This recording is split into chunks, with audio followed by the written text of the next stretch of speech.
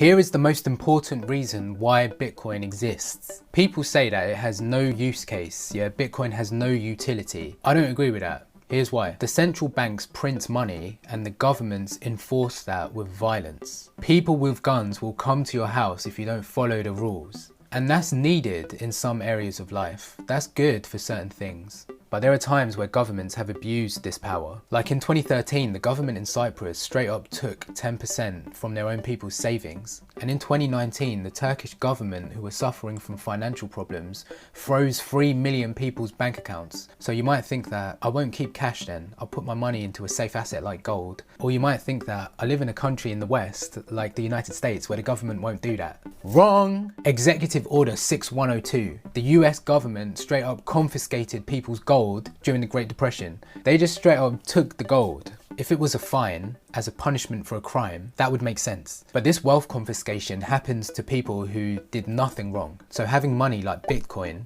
which is not issued by central banks and is not under the control of the government, is the use case. That is the utility. Right now, there's whole countries that are going broke, like Sri Lanka. Because of the pandemic and supply chain disruption, other countries may also be going broke as well. And they could confiscate money from their own citizens in a moment of desperation. So owning Bitcoin is like protecting yourself. It's truly protected when it's kept on a cold wallet, not on an exchange like Binance or Coinbase, because governments have access to those exchanges, and like we've seen in Canada, if they need to, they can just go in and freeze a crypto exchange. Your crypto kept on an exchange is essentially the same as a bank account. When it's kept on a cold wallet, when it's kept in cold storage, that's when it's truly safe, truly protected.